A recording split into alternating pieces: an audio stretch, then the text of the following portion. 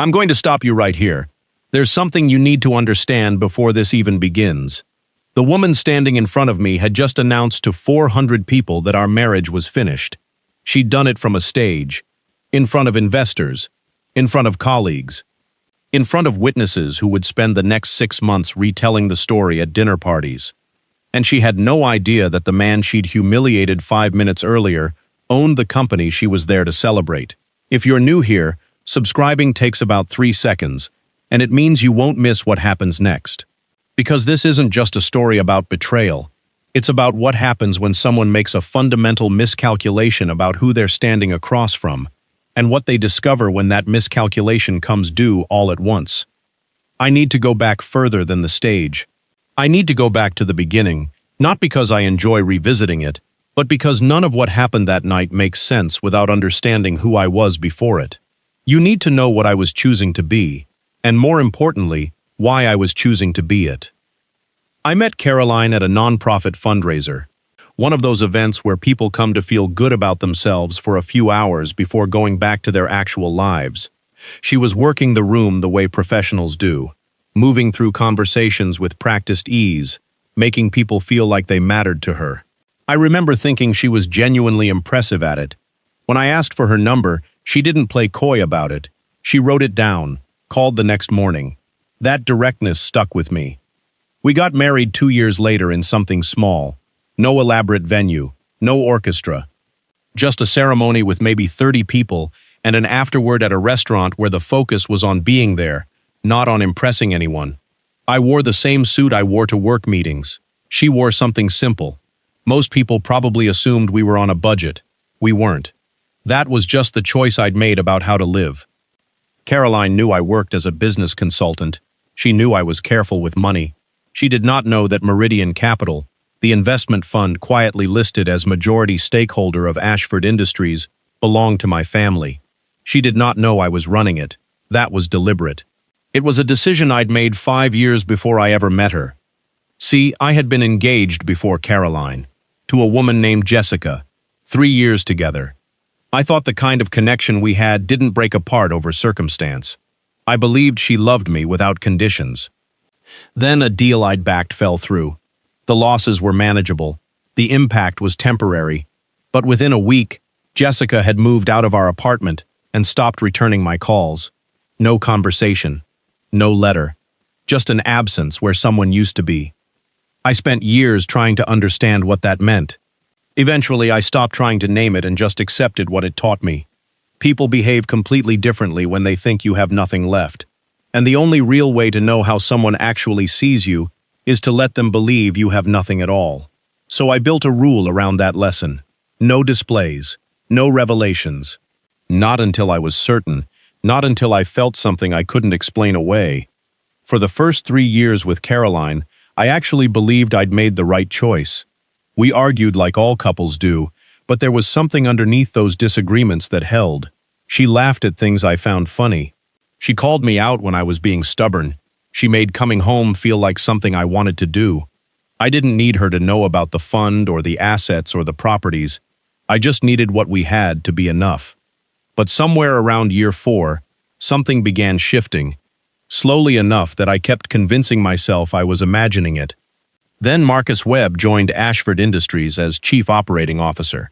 I remember the day because my assistant called to mention he'd arrived in a car that cost more than most people's houses, and he'd spent his first hour introducing himself to people, rather than reading through his onboarding materials. I told her to keep an eye on him. That instinct had served me well over the years. Not always right, but worth paying attention to. Marcus was the kind of man who understood wealth as a performance. The expensive car was only the beginning. He wore a watch that probably retailed for $150,000. He referenced his yacht the way other people referenced weekend plans. He told stories about dinners in Monaco, meetings in London, all delivered with the ease of someone who'd decided long ago that impressing people was just another form of networking. He was very good at it. I'd met men like Marcus before, men who'd learned that the appearance of success creates its own momentum. What I hadn't anticipated was how quickly Caroline would find herself caught in that current. It started with small things. Coming home later than usual, citing project deadlines that her assistant could have handled. Spending more time on her phone in the evenings, not hiding it exactly, but angled away from me, her expression carrying something I couldn't quite read. When I asked about her day, the answers became shorter. Not hostile, just distant. The way a room sounds different when there's nothing behind it anymore. One night I made dinner. Nothing elaborate, just pasta and salad. She came home 2 hours after I'd put it away, apologized without looking at me, said she'd lost track of time, showered. We spent the rest of the evening barely speaking. I told myself it was work stress. I told myself a lot of things during those months. The moment I stopped telling myself things was on a Wednesday evening when Caroline left her phone on the kitchen counter while she answered the door for a delivery. I wasn't looking for anything. I was just standing there when the screen lit up. A message from a contact saved only as M, just a few words about making a reservation for the following Friday. Nothing explicitly romantic, nothing that would hold up as proof of anything concrete. But the way it was written, the shorthand, the assumption of familiarity, it told me everything I needed to know. This had been happening for longer than I'd realized. I set the phone back exactly where it had been. When she came back to the kitchen, I asked if she wanted tea. She said no. We spent the rest of the evening in the same apartment without really speaking. The next morning, I called my attorney. David had handled my legal and financial matters for over a decade. He knew everything: the fund, the holdings, the full structure of Meridian Capital, the weight of everything I'd kept quiet about. When I told him I needed him to look into Marcus Webb, he didn't ask questions. He said he'd have something for me within the week. That was David. Precise, unsentimentally efficient, completely reliable. What came back faster than I expected was damning. Within 4 days, he called and laid out financial irregularities in Marcus's division, vendor payments that didn't match any contracts, budget allocations approved at one figure and dispersed at another, with the difference routed through a consulting firm David couldn't find any legitimate record of. It wasn't conclusive yet, but it was enough to make the shape of things visible. Marcus Webb wasn't just a man with an expensive car and a talent for convincing people he mattered. He was stealing from the company, carefully, methodically, with the confidence of someone who believed no one was watching closely enough to notice. David wanted to move immediately. He laid out the case for going to our board chair and the full board within the week. Present what we had. Let the internal audit process take over. It was the logical approach, probably the right one. But I told him to wait. Looking back, I understand why that decision looks like a mistake. It was one. At the time, I convinced myself I was being strategic. I wanted the complete picture, every transaction documented, every account traced, every thread pulled. I told David I needed another few weeks. His tone told me he wasn't entirely convinced. What I didn't tell him, what I barely admitted to myself, was that part of me was waiting on something else. I wanted to know what Caroline was going to do, not because I expected her to make the right choice. I think by then I already knew she wouldn't. But there's a particular kind of grief that comes from knowing something is happening and having to live inside that knowledge before you're ready to act on it. I wasn't ready yet. I wanted the picture to be complete before I decided how to respond to any of it. The fraud, the marriage, all of it at once. So I waited. I went to work. I came home. I made dinner some nights and ordered in on others. I watched Caroline move through our shared space like someone who'd already mentally packed her bags and was just waiting for the right moment to carry them out. I didn't push. I didn't confront. I told myself I was gathering information. What I was actually doing was being slow. The Ashford Industries anniversary gala was 6 weeks after David first called me. 6 weeks of evidence gathering, of quiet conversations with investigators, of watching a marriage dismantle itself from the inside. 6 weeks and I still hadn't said a word to Caroline about any of it. The event was being held at the Harrington Ballroom, the kind of space designed specifically to remind people of their place in the world. 20-foot ceilings, marble floors, gold detailing on everything that could reasonably have gold detailing. Walking in that night in my standard charcoal suit, I was entirely aware of how I appeared against that backdrop. Unremarkable, forgettable, a man who looked like he'd wandered into the wrong event. That was entirely intentional. Knowing it didn't make the evening any easier. The ballroom was already full when I arrived. 300 guests in formal wear. Every handshake a transaction, every smile an audition. I recognized most of the faces. Several of them were there partly because of capital I'd committed, risks I'd absorbed so this company could survive long enough to become worth celebrating. None of them knew that. As far as anyone there was concerned, I was James, Caroline's husband who worked in business consulting, a man whose most distinguishing feature was that he didn't have one. I positioned myself near the far end of the room, close enough to observe, far enough to avoid conversations I didn't want to have. I took sparkling water from a passing tray and waited. I'd spent 6 weeks doing very little else besides waiting. Marcus arrived 40 minutes later. I suspected it was calculated. He wore a suit that had clearly been made for him specifically, the kind of fit that cannot come off a rack. He worked the room like a politician, moving from group to group with practiced ease, laughing at the right moments, leaning in when someone said something important. People lit up when he approached them.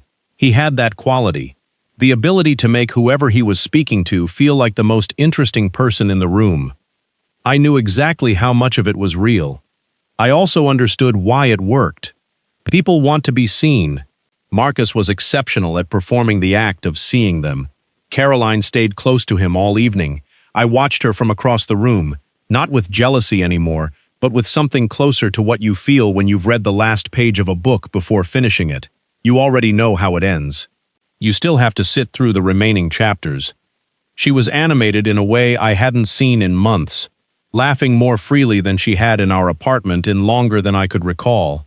Once she glanced in my direction. Our eyes met for a fraction of a second before she looked away, back toward Marcus. Like the moment hadn't happened and didn't require acknowledgement. I moved toward them at one point, not to confront anything, just to be present, to stand in the same space and see what happened. When I reached them, Caroline turned to me with an expression I'd never seen her use on me before. The expression people use on someone they've already decided is irrelevant. Her voice was low but loud enough for nearby tables to hear. She asked what I was doing over here, said I didn't really fit with this crowd. Marcus glanced at me sideways and said nothing. He didn't need to. The way he returned his attention to his drink said everything his silence was designed to say. 2 colleagues standing nearby caught the exchange. One found something interesting on the floor. The other smiled into his champagne glass. That small, careful smile of someone entertained but not wanting to be caught. I stood there for a moment, then took a step back and returned to my position near the wall. There was nothing to be gained from responding. I knew that. What I didn't know was that the evening was only beginning to turn. Elena Rothschild, our board chair, had been scheduled to open the formal portion of the event at 9 o'clock. She was standing near the stage, speaking quietly with 2 board members, when Caroline crossed the room and stepped up to the microphone without warning. The room shifted the way rooms do when something unexpected breaks the planned order. Conversations trailed off. People turned. The event coordinator made a small movement toward the podium before deciding against it. Caroline tapped the microphone once, smiled at the crowd. It was a confident smile, the kind that assumes the audience is already on your side. She said she knew this wasn't on the program, but she'd spent a long time not saying something she should have said. Tonight felt like the right moment. She looked directly at me across the room. "My marriage is over," she announced. The silence that followed wasn't the dramatic kind you read about in stories. It was confused. The silence of 300 people simultaneously trying to determine whether this was a joke, a toast gone wrong, or something genuinely unraveling in real time. Then Caroline extended her hand toward Marcus, and he crossed the floor to stand beside her with the ease of a man who'd been expecting this invitation. The silence in the room changed quality entirely, became sharp, became attentive. She kept her eyes on me while she spoke. I think that was meant to be a final act of power. She said I had no ambition, no real future, that honestly, I didn't belong in that room.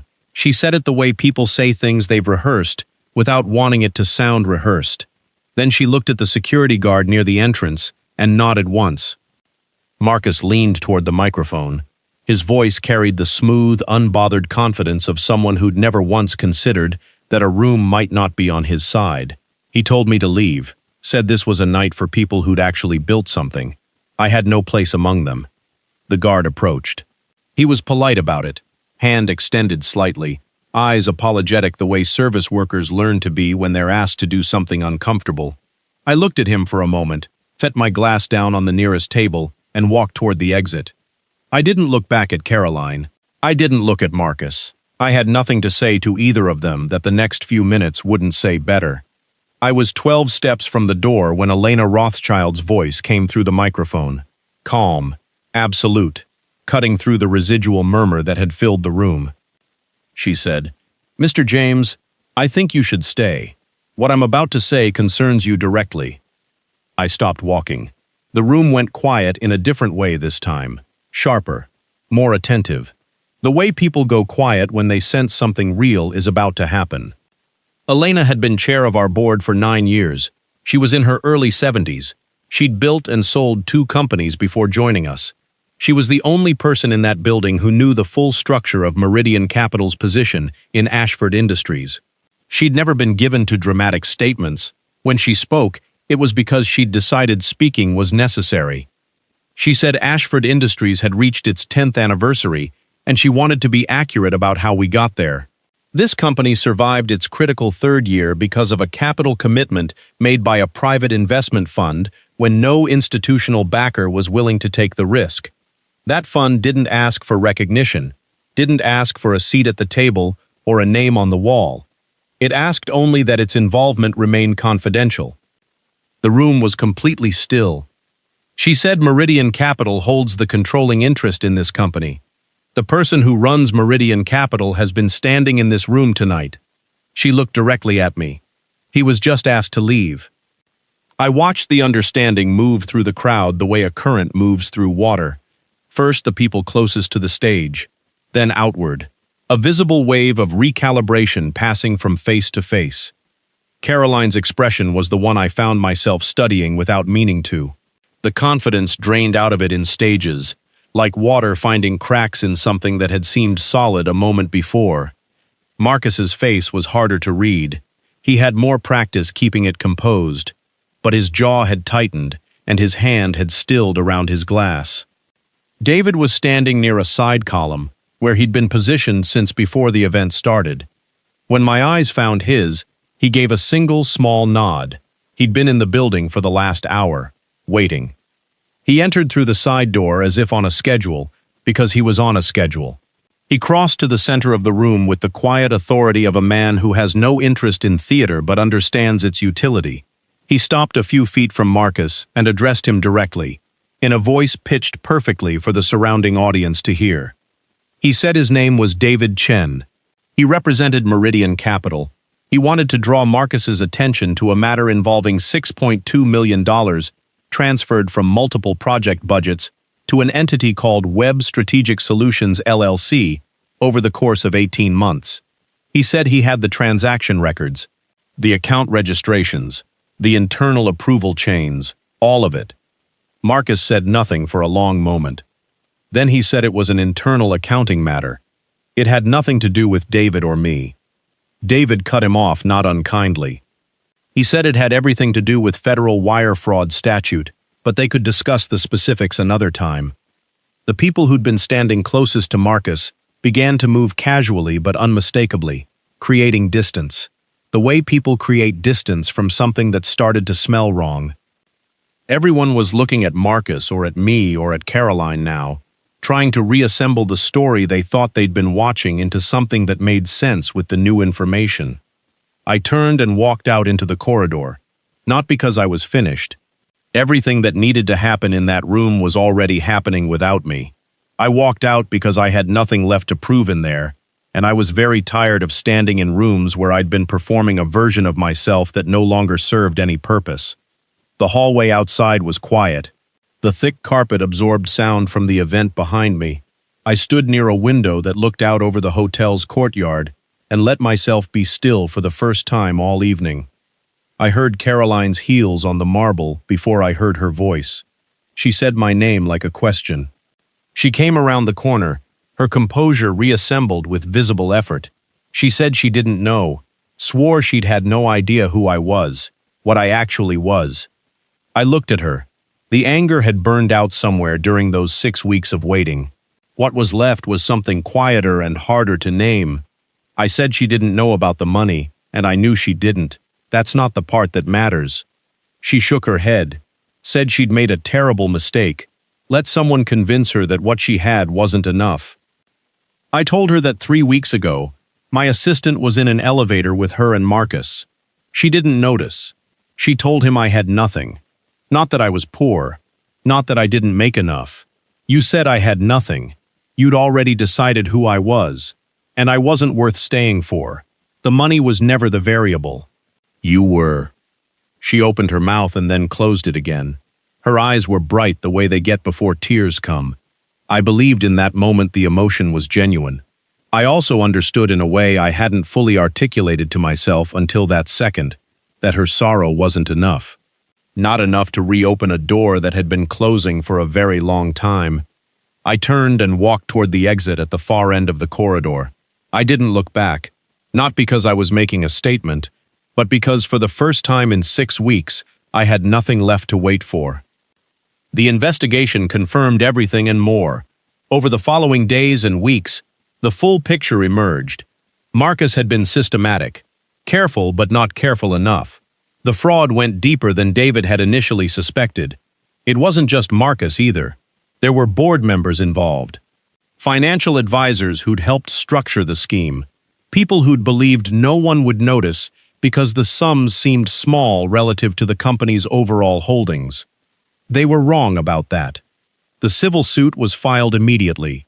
David forwarded the complete documentation to federal authorities. Within a month, Marcus's accounts had been frozen. His assets were under review.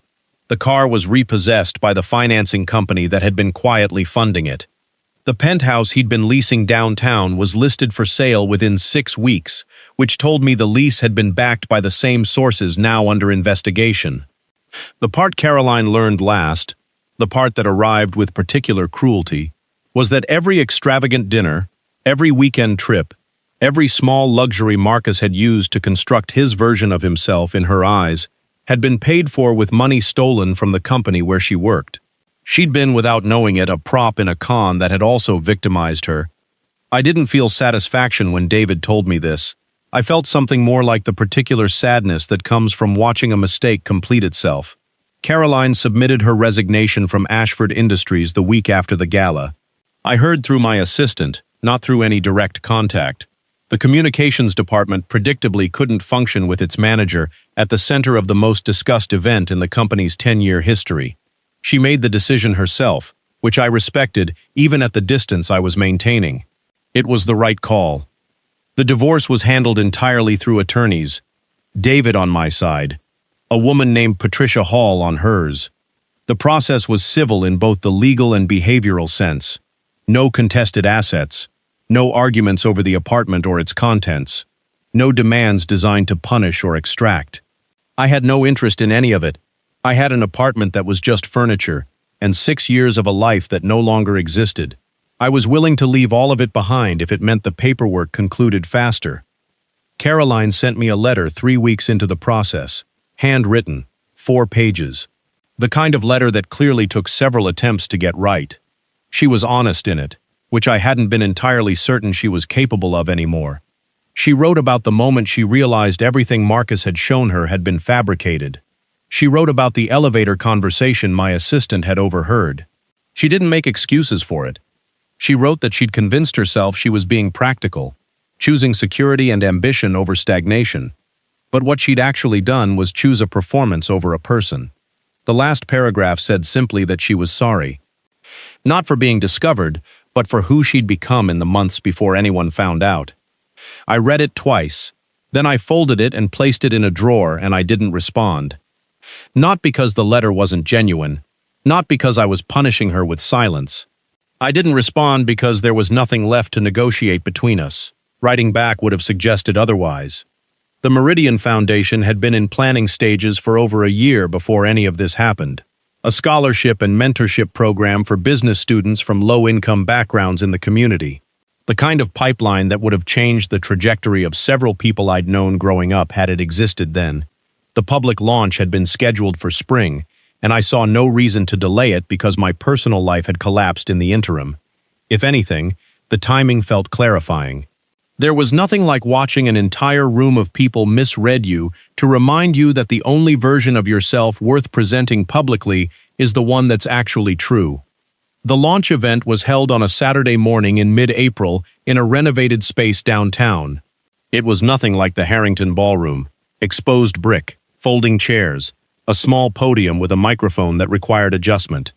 About 150 people were there, city officials, university department heads, a handful of journalists, and the first cohort of 15 scholarship recipients who ranged in age from 17 to 22 and looked simultaneously thrilled and uncertain about what they'd walked into. I found their uncertainty more comfortable than the polished confidence of the gala crowd. Elena was seated in the front row. David stood near the back. My assistant had organized most of the logistics and was accordingly everywhere at once. For the first time in many years, I was standing in a room as myself, not as a consultant, not as a background figure, not as a husband performing normalcy. Just James, which was something I'd spent a long time treating as a liability. I was only now beginning to understand it was simply a fact. I kept my remarks brief. I'd written and discarded 3 longer versions over the previous 2 weeks. All of them too explanatory, too defensive, too focused on context the audience didn't need. What I arrived at was shorter and closer to honest. I said I'd spent a long time believing the best way to find out what mattered to someone was to let them believe you had nothing. I wanted to be clear that wasn't wisdom. It was fear wearing the clothes of strategy. What I'd actually learned from it was mostly what I should have already known. You cannot build something real on a withheld foundation. These students are here because I eventually stopped hiding, not because I kept something hidden. There was applause, which I acknowledged and moved past as quickly as was polite. I saw Caroline near the back of the room when I stepped away from the podium. She was wearing a coat I didn't recognize, which meant it was recent, purchased after everything had already happened. She was watching the room rather than looking at me, though she knew I'd seen her. She didn't approach, didn't raise a hand in greeting. She simply stood there for a few minutes watching the scholarship recipients receive their certificates, watching Elena laugh at something David said, watching a version of a world she'd walked out of and couldn't walk back into. Then she turned and moved toward the exit, unhurried, without looking back. I watched her go. I didn't feel the anger I might have expected, or the grief, or the particular tightness in the chest that had accompanied so many ordinary moments over the previous several months. What I felt was something closer to clarity. The specific quiet kind that comes after a long confusion finally resolves into something simple. She'd made her choices. I'd made mine. The consequences of both were now fully in motion, moving forward without requiring anything further from either of us. Sometimes the real lesson isn't about winning or losing. It's about what happens when someone makes a fundamental miscalculation about your worth, about whether you're actually powerless or whether they simply never bothered to check, and what you choose to do with that information when it finally comes time to act. If this story resonated with you, if it made you think about the way we judge people based on what we choose to see and what we choose to ignore, then it did what it was supposed to do. The people who humiliated me that night weren't villains in the movie sense. They were just people who'd decided without much thought that a quiet man in a plain suit had nothing worth respecting. That assumption cost them everything.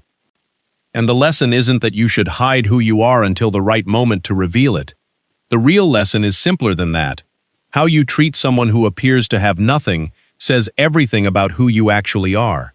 If you want more stories like this one, stories about dignity and patience, and the kind of strength that doesn't need an audience, please consider subscribing. We have more coming, and every one of them explores the same fundamental question about character and what actually matters when everything else falls away.